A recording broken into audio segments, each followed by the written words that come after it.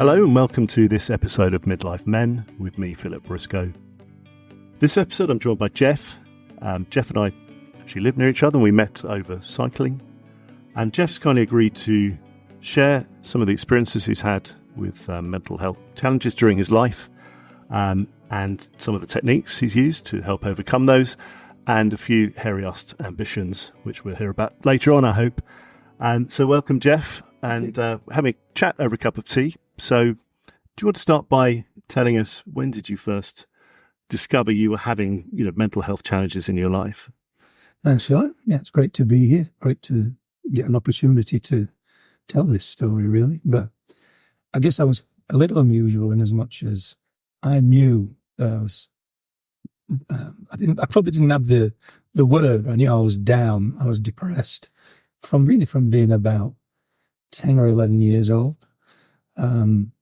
It was something that I felt really, really intensely, that blackness, that hollowness that none of my contemporaries ever seemed to even understand. You couldn't talk to anybody about it.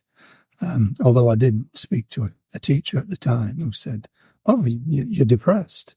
And that's the first time I ever heard the word. It's just your age. It'll pass. You'll grow out of it. And I never really thought any more about it, but of course it didn't. And it was something that revisited me every year with alarming regularity and varying degrees of severity, right up until my mid-40s, really. So yeah, I guess kind of unusual. It's been something that's been with me my whole life. And like Winston Churchill, I call it the black dog. When the black dog has you, and the black dog has hold of you, you really need to know how to respond. You need to recognize the symptoms, and ideally recognize them before you get too down. That's lesson number one I learned. Prevention a lot better than cure. So avoid getting depressed in the first place is a much better way to be. And were there certain triggers or situations or experiences you think caused or proliferated? It's hard to say because later on in my life, I believe that it was a sort of a seasonal thing. The shortening day, the gloomy weather, the bad weather certainly was a factor. But when I was young, I think it was just a symptom of living in a chaotic household, with, domestic violence was a factor. And I had a pretty traumatic time, in that so maybe becoming depressed at around 10 years old, it's not really that surprising, to be absolutely honest with you. And so in your younger years, you're experiencing depression and bouts of depression. What was there a kind of tipping point or a trigger where you thought, I'm going to try and get some help or try and do something about this? Well, I struggled with it. Just struggle with it. Just try and, get through it, as best you can, like most guys do, I guess. Until I was probably in my early 30s, and then I went and I was medicated for the first time. I took an antidepressant for the first time, and I felt that was quite a liberating thing. That I'd actually said it out loud. My wife knew that I was a sufferer, of course, but nobody else really did. And then I went to see the GP, and he was very good. And he did all kinds of, look in your eyes and check your blood pressure. And he could tell from the instant I walked through the door that I was depressed. But he needed to be able to say, well, we've ruled everything else out, so I think you're depressed, which I was very grateful for. And anyway, I took the tablets for several months through one winter, got into the spring. They did have a rather alarming side effect in that my weight ballooned, because they have a big impact on your appetite, particularly for sweet things, and having a bit of a sweet tooth anyway. So my weight just absolutely ballooned, which was a bit of a.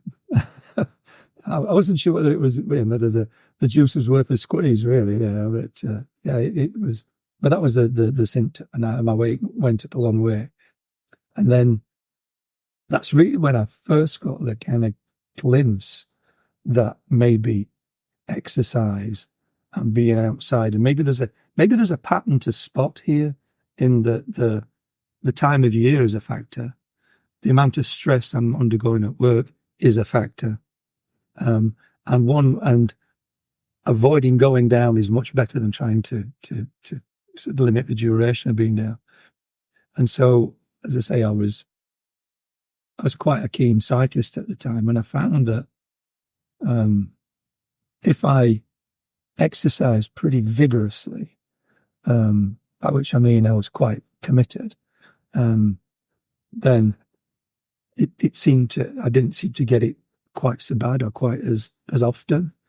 And that was the first real inkling that I had, and that was in my sort of early 30s. But it wasn't until much later that I really kind of followed that idea to its ultimate conclusion. I was much younger at that stage. And you mentioned, seasons. I mean, did you suffer from seasonal affective disorder? I believe so. That's what I think. If we have to have a label for this, that's probably it. But when I was working, one of the things that I did notice, although I don't know whether I was ever diagnosed with this, but there was certainly an element of being bipolar, because I used to talk about, I'm really fizzing, I'm really doing well, I'm doing great right now. And it was only when I got older that I realized the inevitable aftermath of being up is you're going to be down. And I had the conversation with a boss many years ago about this kind of bipolar character. Sometimes you feel so good. You can do anything. You're Superman. And he said, is the down worth the up? And I'd never really thought of it quite like that. And it took me a long time. And I don't think I would be able to say, no, it's not, because you do feel great. You feel like you can accomplish anything. You're super confident. But you know what's going to happen. How it works is it's like the hamster in the wheel. Things just get faster and faster and faster and faster and faster.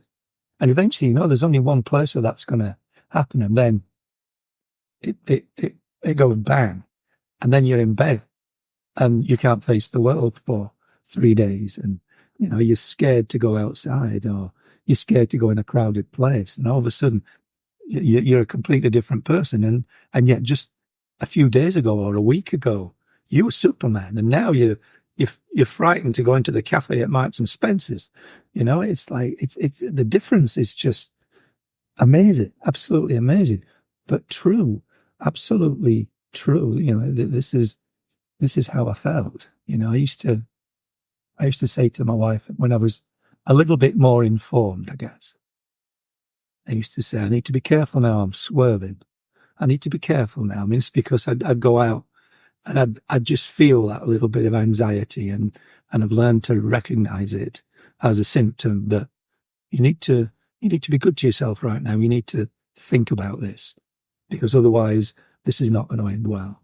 Did that work? Yeah. I mean, I think the more you do it, the older you get, the more practice you get at it, the better you become at it. So as I say, I got medicated in my 30s. Was an antidepressant called prethiotin, which worked for me. All it seemed to do to me was make me sleep. And one of the things about being depressed is you can sleep, but never be rested. And when you're sort of anxious and come out of it, you barely sleep at all.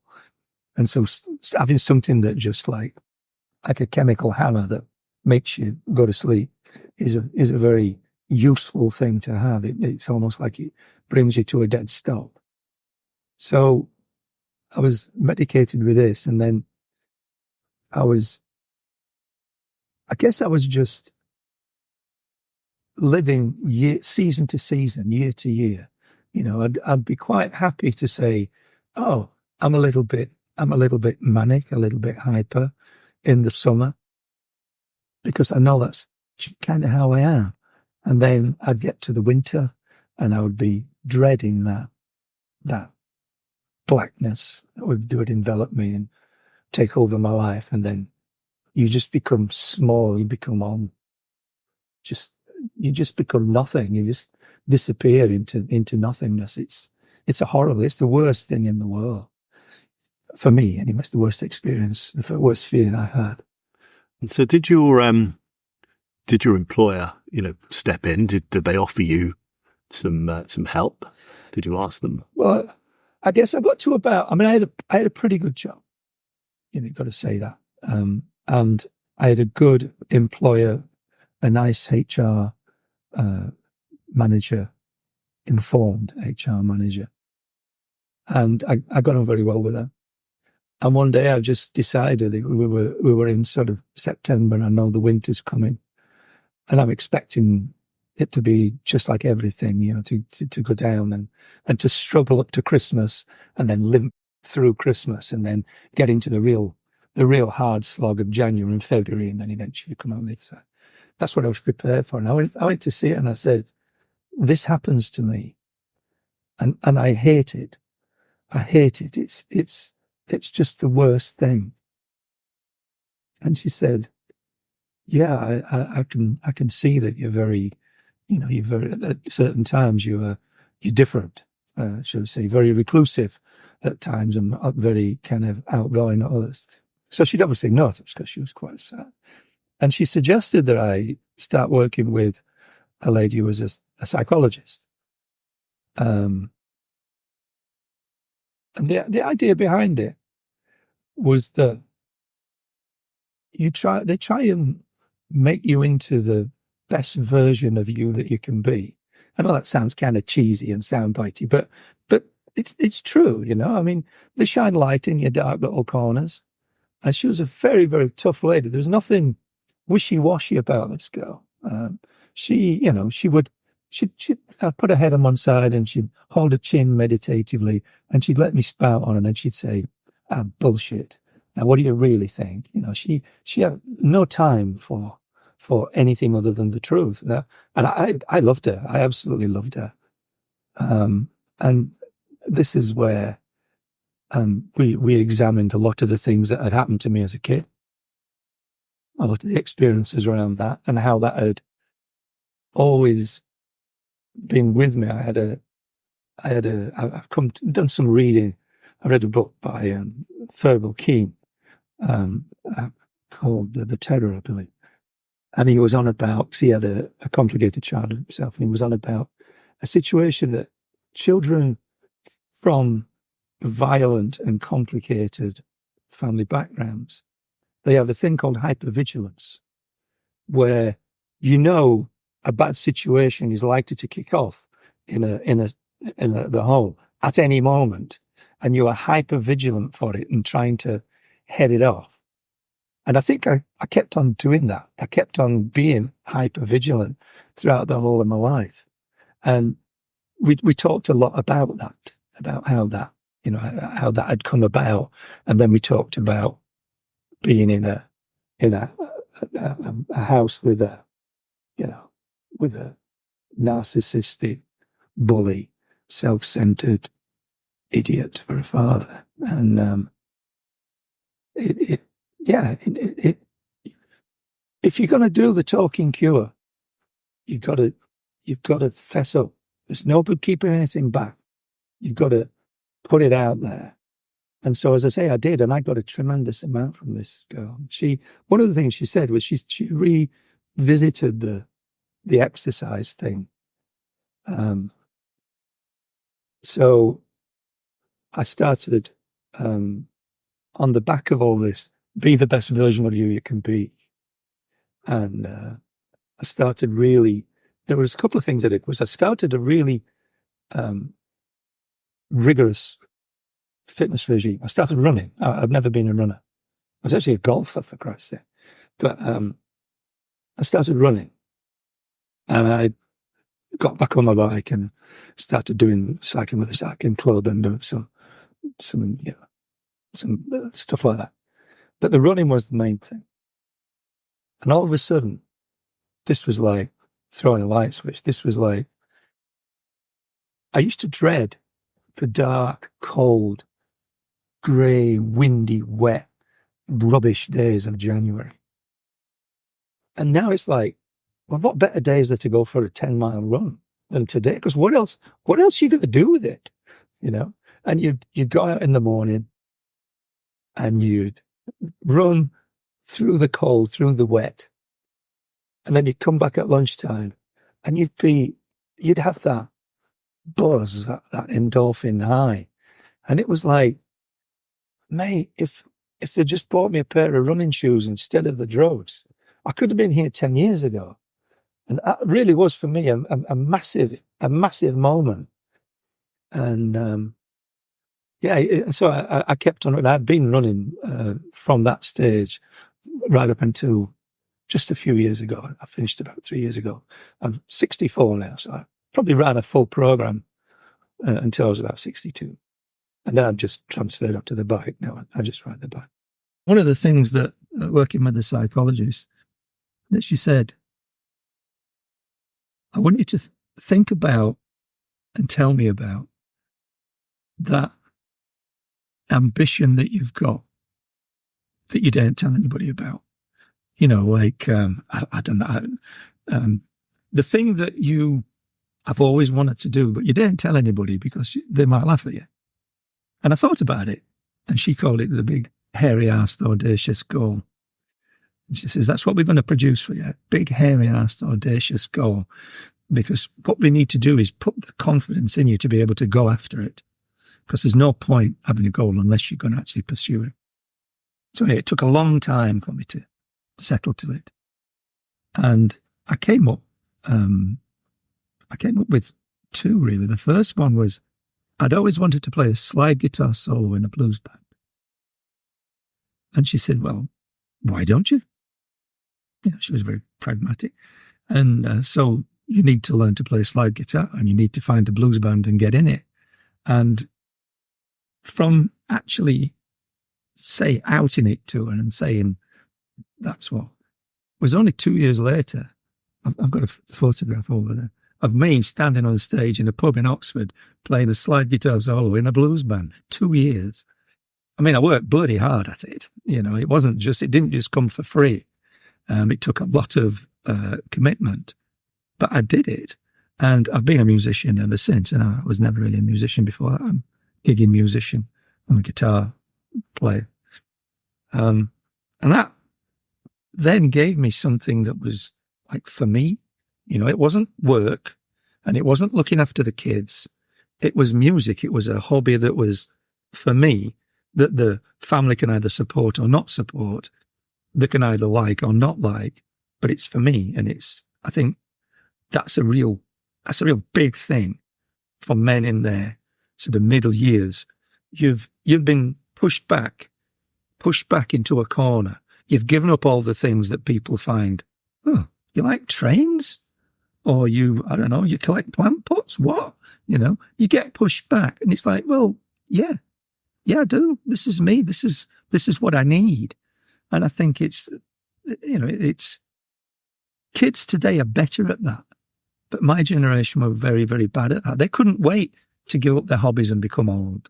It seemed everybody was beige and old and played a bit of golf and went to the same hotel on a holiday every year. Do you think that was somewhat expectations, though? If you're a man and you have a family and you throw yourself into your career, I think it's the role.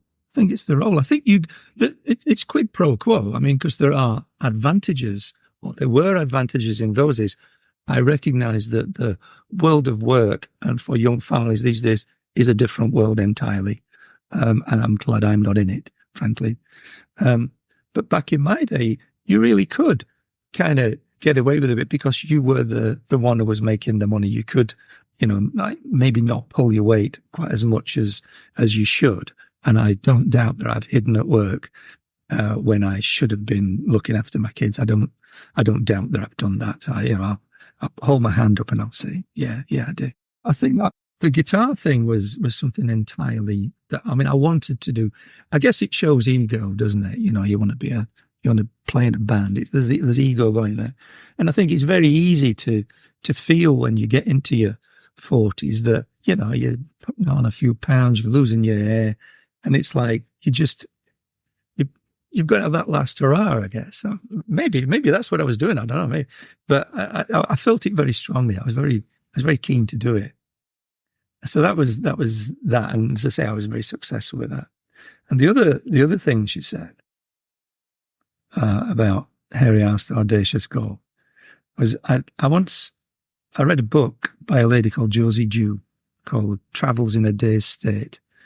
And it was about this adventurous, sort of 20-something-year-old girl called Josie Dew. It's a factual book. And she packed her bike up, got on a plane to America, and cycled across America. And I think she went from Los Angeles, like, right up to northern Canada. I mean, a truly astonishing journey. But I can remember thinking, you can ride a bicycle across a continent? And it just never even occurred to me that you could do that. And it had a certain perfection to it. It's a physical challenge. It's not that expensive, except in time.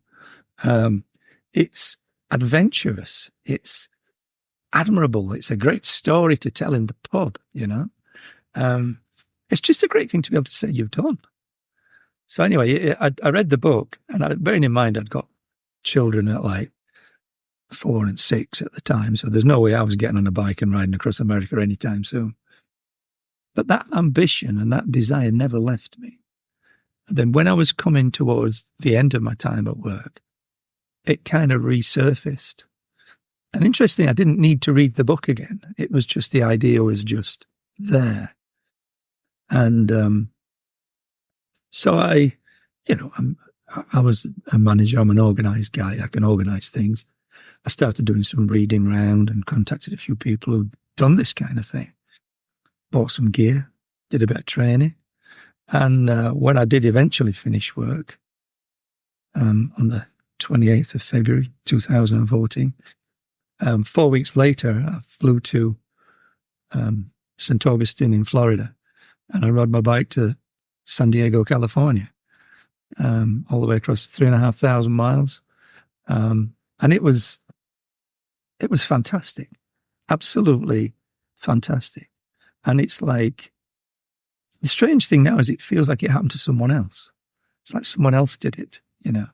But at the time, it was, as a goal goes, it was ideal because it was all consuming. It was something that I was really, because I was coming to the end of my working life, and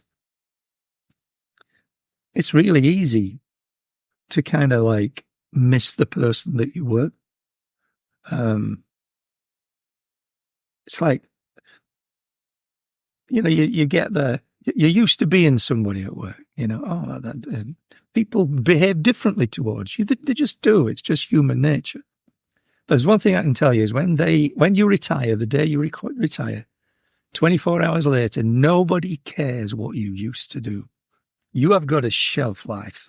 And as soon as it's over, it is so over, because nobody cares what you used to do. It's brilliant to see people trying to hang on to it. I love it. It creases me up. I find it so funny.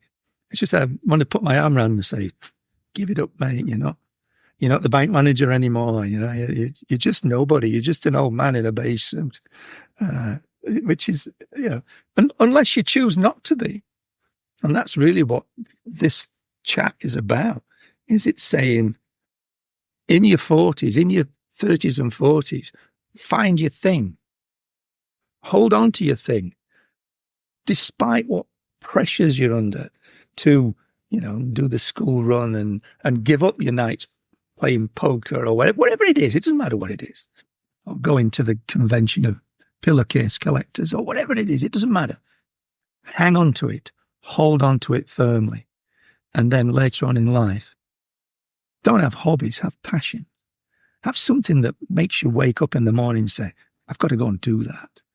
Because if it's just, yeah, it's not going to stick, and when you do finish work, there's a lot of time to fill. There is a lot of time to fill, and not all guys are any good at doing that.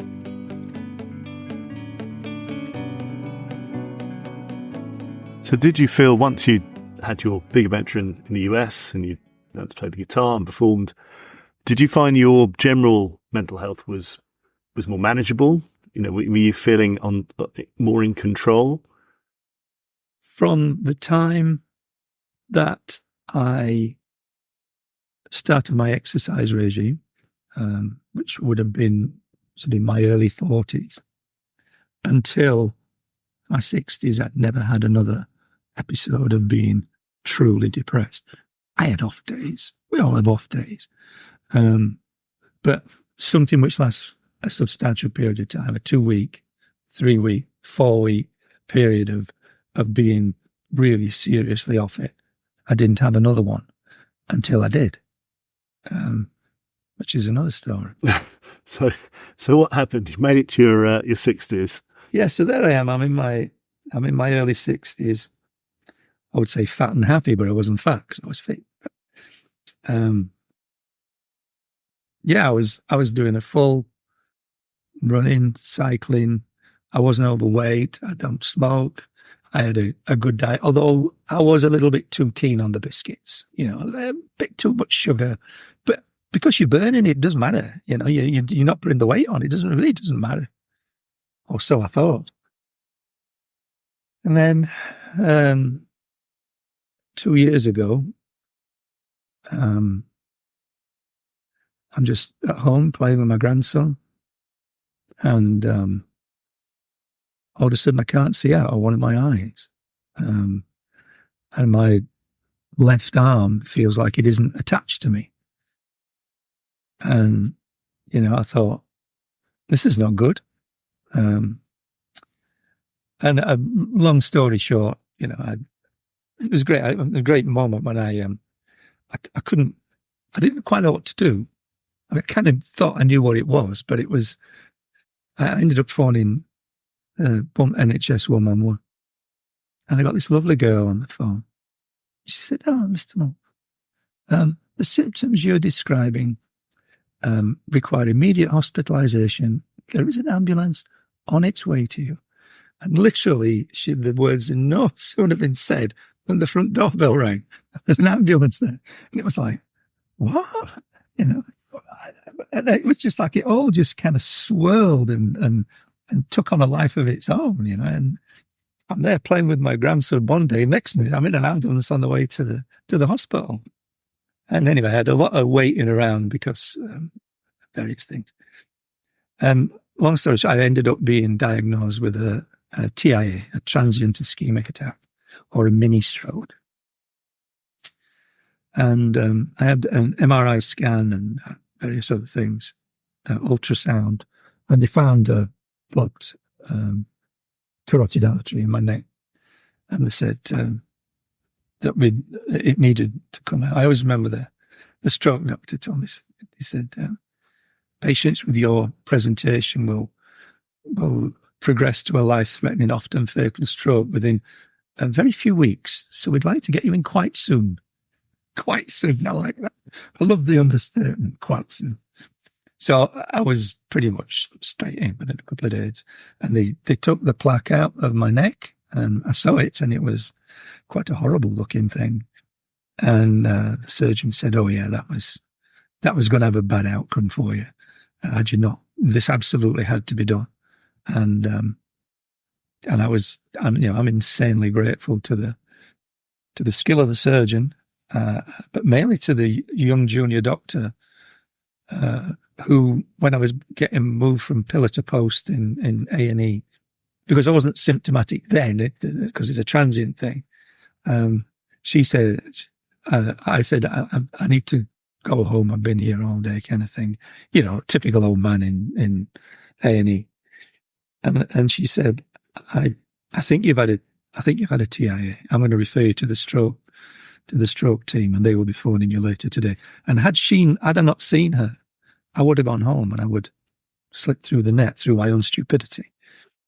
So I owe her my life again, or the quality of life that I have now, which I think is, if I ever met her, I would thank her. So that must have been a bit of a surprise for you, running, cycling, fit, not overweight. The shock, I don't have the words to describe how great a shock it was. I just do not have the vocabulary that can tell you the magnitude of shock that I suffered. And the free fall that I went into pretty much immediately was the most horrible experience. Because of course I was depressed again. I was very depressed again. So how it went was this: I got discharged. It's on the surface of it is a very minor operation. You're still conscious when they open up your carotid artery and take the plaque out, and they're talking to you, and you're on a fentanyl derivative, so you're talking all kinds of gibberish. But they want to know if you're having a stroke, basically, and if you're still coherent, then you're not. So anyway, you then admitted to the ward overnight, pain relief, front door, out you go. Thank you very much. Have a nice life. Have a load of tablets to take for the rest of your days. And that's pretty much what happened. I walked out and I got this massive shock, this massive change happened. And I felt like a shadow. I felt like I just didn't feel like I was real. I certainly didn't feel like me. I'm used to, this is the way it will be. Bang, bang. Yes. Get on with it. Let's do it. Oh yeah, we'll have some fun. That's my way. And this was like, I'll just sit here and quiet for a couple of hours. I'll be okay. And I'd go and I went out with some friends and I'd just sit there. I couldn't stay. It was just too much. And it took me a while to work out that I was kind of grieving the loss of who I'd been. So that took a great deal of coming to terms with. And then it took a long time to get my medications right. I didn't cope very well with one of the drugs they gave me. And we got that changed, all the palaver that's involved with that. And then what happened, the stage I went through next was quite simply anger. I was as mad as hell that this had happened to me and not to the guy who eats the pizza for breakfast and drinks the beer and smokes 40s. He didn't have the stroke. I had the stroke. And that just seemed fundamentally unfair. And as I say, it's ridiculous. It's ridiculous. But that's how I felt. I was angry at cycling that it hadn't protected me. I felt like a fool for having believed that this won't happen to me. This will happen to people who don't look after themselves. This will happen to people who abuse their bodies. This will happen to someone else. And yet it happened to me, and I had to suck that up. And it's not a lie to say it took me two years before I could say, I'm over it. I can see it. I can see it in perspective now. And the interesting thing is, I did the usual thing. I came out of hospital. I'll give this 2 weeks, and then I'm back on that bike. I'm back in the saddle, and I'm 2 weeks later. I'm like a jelly. I can just about watch 2 episodes of, I don't know. You had unrealistic expectations. Your return to normal life. I wasn't going to be beaten by this. And of course, I was just flattened by it. And a fortnight became a month, and a month became 3 months. And I didn't do any work in my garden. My garden was very important to me. I didn't do any work in my garden. I just didn't engage at all. I'd just come in here. The only place I felt safe was in bed, in the shower, or playing my guitar. It's the only time I felt safe. every other time, every other second of the day, that hypervigilance was back, that anxiety was back. And it was just the most horrible time. And it went on and on and on. And I had some beautiful gestures, some people did some beautiful things for me to try and bring me back into the world. And I just couldn't do it. I had to take my own time to do it. You told me about ringing up, I think, kind of stroke association and talking to somebody there. So one of the symptoms that I had, which confused the hell out of me, because I'm like a month post-operative, was I was so tired. So I'd get up, I'd sleep until 10. I'd get up, I'd kind of mooch around until 2. I'd go back to bed for 2 or 3 hours, get up at 5. I'd be back in bed by 10. And I was just like, this isn't me. What's going on? So anyway, I thought, I couldn't get any sense out of the GP at all. I just couldn't even speak to him. And so anyway, I phoned the Stroke Association, and they were absolutely fantastic. And this girl, I described to her, she said, "Oh yeah, of course. Fatigue's the most common after effect or side effect of having this. Everybody's exhausted. It lasts about 6 months, love. Don't worry about it. Everybody goes through this." And I was like, why didn't anybody tell me? It would have been so much easier. So anyway, they were fantastic, and they put me in touch with a stroke survivor who, Terry, his name was, and he was a fantastic guy, just what I needed. And he'd had a much harder time than I had, much, much harder. And yet he was funny, engaging, irreverent, supportive, well informed, and pragmatic. He said, don't be in a rush, buddy. Just, pick one thing in a day that's better. Pick one thing in a day that's better. And he said, one thing that I tried to do was kind of force recovery. I told him what I did was force recovery. He said, and what I came to realize was that each day I was better, but I was only 1% better. And it takes, or maybe 0.5% better, but you're better. And you've got to accept that very, very slow rate of coming back. Now, when I say better, I don't mean, I'm telling you, had to learn to speak. You had to learn to write. You had to learn to walk. I mean, nothing but admiration for that, man. All I had to do was start feeling like me again, and get my energy back. But to get to be back to me it did take 2 years, and it was very depressing. And I was very depressed for a long, long time. It was only really, very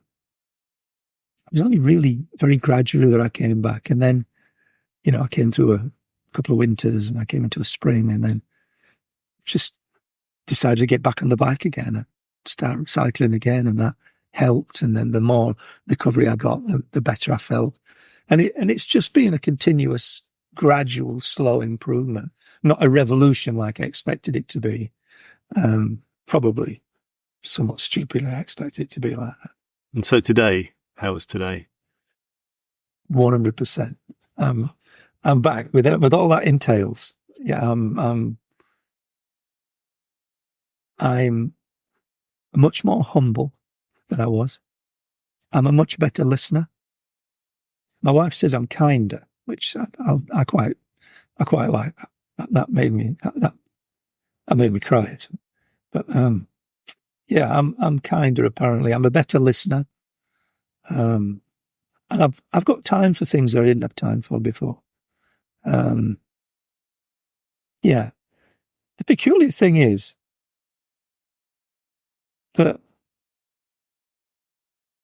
I can almost make it into like a positive experience, because I used to think I was going to live forever. We all do. I mean, it's stupid when you say it, but our behavior says we think we're going to live forever, because we don't prepare for old age. We don't prepare for serious illness or anything like that. We just saunter on like it's going to go on forever. We live in houses that are too big, way too old. We don't dispose of things to people who can actually use them. We just hoard them. Stupid. So I was going to live forever. And then this came along and smacked me up the side of the head and said, hey, big shot, you know what? You're not. And you very nearly didn't. You very nearly shuffled off this mortal coil, pal. And if you can't get that lesson and it change you in a big way, then, well, if that's the case, I'd quite like to speak to that person just to see what on earth is going on in their head. But it seems to be the case with some people. But yeah, in my case, it has been completely life changing. I valued small things, trivial things, and I can see what really has value: friendship, family. It sounds corny, but it's true. You know, a beautiful garden, good company, a good bottle of wine. I always drink the best bottle of wine in the rack now. That's a change. I don't save anything for the rainy day. It's today. I'm happy with that. That's a good lesson. Good lesson in life. Don't save the good wine. Drink it today. No, drink it today. So people listening to this, what other kind of tools, I guess, for want of a better word, can people use? Maybe you talked about journaling. Yeah. As part of the working with the psychologist, I started writing a daily journal, and I am completely fastidious about it. I started it would be in December 2004, and to this day I have not missed a single day since that date. Some days I may only write a single word, but there's not an entry missed. And I think that writing a personal journal is a really valuable technique if, like me, you're the sort of person that takes things to heart and tends to dwell on things. So the technique I use is I write it out how I feel it in the moment. So if I'm angry, I'll write why I'm angry and what I'm angry about. Now, of course, you've got a document then lying around in your home with how you honestly feel. And so I've had to explain to my family, I don't mind you reading it. I really don't mind you reading it. But you've got to accept that I will say it exactly how I see it. And it has been a bit of an issue on occasion. Not a big issue, but, because I've needed to get it out of my head, that I've written it down. But yeah, I make them like mini works of art. So I have it's a diary, which is tells the story of what's happening in my life. But the main benefit is, so I write the first paragraph normally first thing in the morning.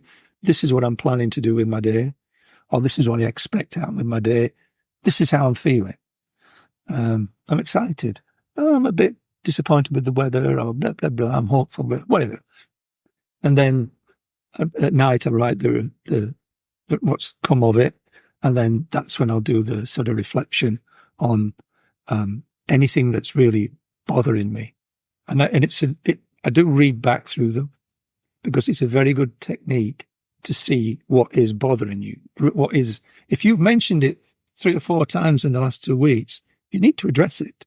You need to find that person and talk to them, or you need to do that job, whatever it is, because it's been in your mind. And okay, you've written it down and got it out of your mind, but it's definitely been popping back up. So it's got value.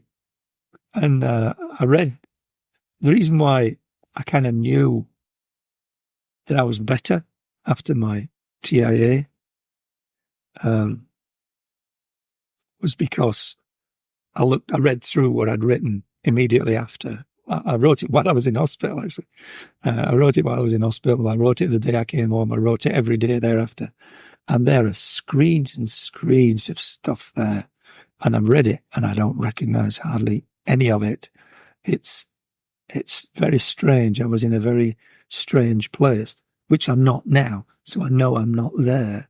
So it's valuable in the moment. It's valuable on a day to day, but it's also valuable to be able to look back on. So journaling, I would definitely strongly recommend it. Typically, I'm very fastidious about it. So I always use an A5 book, unlined. I use it with a marbled paper cover, handmade paper. I get a really nice book to do it in, and it's just a nice thing to hold. And then it literally travels everywhere with me. If I go on holiday, if I go away for the weekend, it goes everywhere with me. And one volume will last about 8 months, and then I tidy it all up, transfers the stuff to the next one, on with the next one, and they all sit on a shelf up in my study. So if anybody wants to look at them in the past, that's where to find them. that's where they are. Thank you for being so open with us, and some really great advice from your life and how you've combated your mental health challenges and physical challenges. So thank you very much. It's my pleasure. Thank you very much. Thank you for listening to the Midlife Men podcast with me, Philip Briscoe. Jeff referenced the Stroke Association in the UK, and the website is stroke.org.uk. Or in the US, there's the American Stroke Association, which can be found at stroke.org. If you or someone you know is struggling with depression, then the general advice is to first seek contact with your doctor. If you have a story to tell and you think your experience would help others, then please get in contact with me, either via the website, mid-lifemen.com, or email me at midlifemen01@gmail.com. If you enjoyed listening, please share the podcast with people you know and with your networks, so we can reach more people who might benefit from the stories shared by my guests.